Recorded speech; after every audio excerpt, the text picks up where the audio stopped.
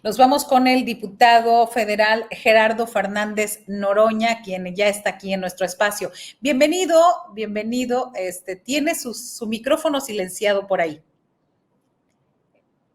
Listo. Gerardo Fernández. Sí, ya lo puse a funcionar. ¿Cómo estás? Muy buenos días. Fíjate que se oye cortado, a ver si no batallamos. Vamos a ver qué tanto podemos hablar. Oiga, se puso bueno el debate el viernes pasado allá en Veracruz. El debate en los foros de la en el reforma marco del foro de la reforma al Poder Judicial. Fíjate que vamos fundamentalmente a escuchar. Han estado planteando que no tenemos voluntad. Claro que tenemos. De las 10 intervenciones, yo creo que 8 eran en contra y una más o menos. Y los escuchamos a todo con atención, y nosotros los legisladores solamente tenemos una participación de 3 minutos, pero una magistrada de apellido Villanueva, justificándose, porque están diciendo que si se elige a las personas juzgadoras no se garantiza erradicar la corrupción. Pues nadie ha dicho eso, pero es un control directo del pueblo que elige al Ejecutivo, elige al Legislativo y ahora elegirá al Poder Judicial. Y en su intervención dijo que familiares del compañero presidente, le digo yo compañero presidente, estaban vinculados a casos de corrupción. Me pareció, además de irresponsable, muy grave. Si cualquiera hace ese tipo de aseveraciones, me parece temerario, pero que una persona juzgadora, magistrada además, no cualquier persona juzgadora del Poder Judicial Federal, haga una intervención de esa naturaleza en un foro de debate convocado por el Congreso mexicano, me pareció el colmo de la irresponsabilidad, y por eso le dije: presenta la denuncia. Ni siquiera presenta las pruebas, presenta la denuncia. Ustedes tienen el control del Poder Judicial, nosotros no tenemos ninguna injerencia en él, así es que si lo que tú sostienes es verdadero, se aplicará la ley. Y si no es así, yo te exijo que emitas una disculpa pública. Y en su siguiente intervención, en vez de pedir la disculpa pública, se tiró al piso y se fue por peteneras diciendo que el compañero presidente decía que las 1,600 personas juzgadoras eran corruptas, lo cual es absoluta mentira. Y hubo otra magistrada que dijo que ellos no eran chistositos ni populares, estaban en una actitud muy racista, muy clasista, muy arrogante, regateándole al pueblo el que tiene el derecho y por supuesto la capacidad para decidir a las personas juzgadoras, primero a nivel federal y lo hará también a nivel local. Es una determinación que tenemos, pero sí se dio ahí algún debate ríspido. Fue un ambiente diferente a los foros anteriores, porque ahora no solo estaban protestando, que ya había sucedido en Tuxtla Gutiérrez, el Día del Abogado, por cierto, sino que además el propio auditorio era un auditorio hostil, era un auditorio que rechazaba tajantemente la reforma que ha propuesto el compañero presidente y que pues no tiene marcha atrás. Eso parece que les cuesta entenderlo, digerirlo. Entonces sí fue además una jornada donde hubo protestas en diversos lugares. Entonces todo parece indicar que vamos a una confrontación mayor. Es el último reducto del conservadurismo, el Poder Judicial, y yo creo que no tienen de todos modos margen de maniobra, porque es una determinación tomada. O sea, esto quiere decir, entonces los foros no sirven. Sí, claro que sirven, para ver las partes que no se habían considerado, para resolver el tamaño, la magnitud de una iniciativa de esta naturaleza, para fortalecerla, pero no vamos a cambiar la determinación de que las personas juzgadoras se elegirán en 2025, idealmente el primer trimestre de 2025 para ser preciso. Diputado, hay una situación, hay voces que señalan que además de elegirlos por el voto popular, es necesario que se castigue a quien ha favorecido con sus determinaciones a los poderosos, a los que tienen dinero y no a la mayoría de la población que ha sido afectada. ¿Cómo tienen ustedes programado? Y le pregunto porque faltan solamente 4 foros para terminar estos diálogos. Sí, está considerado. De hecho, justo el tema de debate o de análisis del viernes en Jalapa, Veracruz, era ese, el de actualmente el Consejo de la Judicatura concentra esa responsabilidad de investigación, de supervisión, de sanción en su caso, y también concentra la parte administrativa. Nosotros estamos planteando que la parte de investigación, de supervisión y de sanción sea elegida y la parte administrativa designada, separada de la Suprema Corte, de la presidencia de la Suprema Corte, que hasta ahora así ha estado trabajando y que no ha funcionado. O sea, prácticamente no hay personas juzgadoras sancionadas, a pesar de la gravedad de muchos casos. La propia magistrada Villanueva liberó al hijo del Mencho, solo por poner un ejemplo, pero podríamos hacer una lista larguísima. Rosario Robles, después de varios años en la cárcel, Lozoya Talman, arresto domiciliario, Murillo Karam, responsable de la verdad histórica de la desaparición forzada de los 43 normalistas, arresto domiciliario, Collado, abogado de toda esta bola de ampones, y podría seguir y seguir. Entonces, el propio gobernador Cuitlagua García hizo una intervención durísima, nos compartía de una persona, un pederasta que violó sexualmente a unos hermanitos, o niña, niño, mató al niño, y luego el Poder Judicial Federal lo liberó, le obligó al Poder Judicial local a que lo más que podía hacer era arresto domiciliario, siendo vecino del niño asesinado y de la niña violada. Una cosa espantosa, la verdad. Entonces, yo esperaba ese viernes un intercambio de mucha coincidencia, porque había escuchado en los foros anteriores que todo el mundo reconocía que el Consejo de la Judicatura no había funcionado y que había que tomar determinaciones para que hubiese sanción a personas juzgadoras que incurrieran en irregularidades. Y sin embargo, como comentamos ya, fue un foro de prácticamente nula coincidencia, pero de cualquier manera sí está esa determinación de un órgano de control interno que supervise y en su momento sancione. Pero además está la reelección.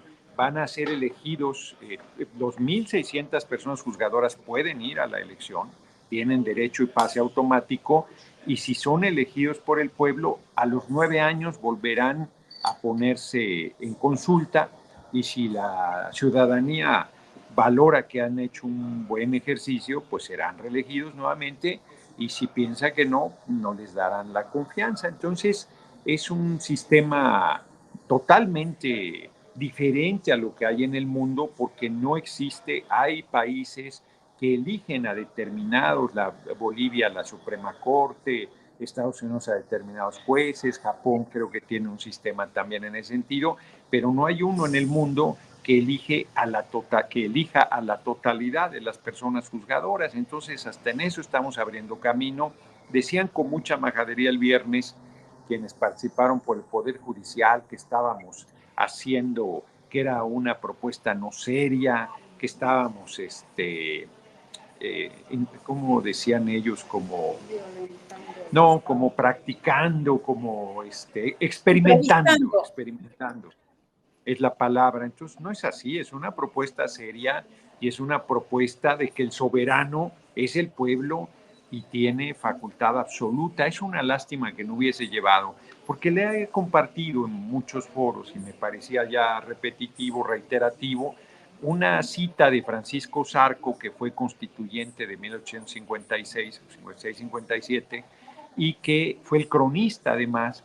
Ya hay una parte muy bonita donde dice que se va a elegir a las personas juzgadoras, en este caso a los ministros de la Corte, y luego dice van a ir los mejores, los más probos, los más destacados, los que más nos enorgullecemos de su trayectoria. Y claro, dice, pues se puede mandar algún imbécil a la corte y no pasa nada, los hemos mandado a otros lados. Pero si eso sucediera, pues como van a ser amovibles, esto es que se pueden quitar y sobre todo que tienen que ir a la reelección, pues la opinión pública que va a estar vigilante, el pueblo, para decirlo de manera más precisa aún, pues con su vigilancia y su control, pues retirará en su momento, en el peor de los escenarios, en el momento de la reelección.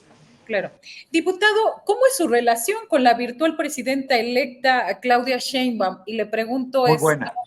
Muy buena. Y le pregunto esto porque algunos medios han difundido de que usted está en desacuerdo con la reelección que ella Bueno, ha eso es pedido que se cierto. elimine. Eso es cierto, no es una propuesta solamente de nuestra compañera presidente, Claudia Sheinbaum Pardo, sino está en los estatutos de Morena, dentro de la visión de mis compañeros y compañeras, el propio compañero presidente, está la convicción de que no debe haber reelección. Yo creo que, pero eso no tiene que ver con la relación, inclusive con la relación política, que es espléndida.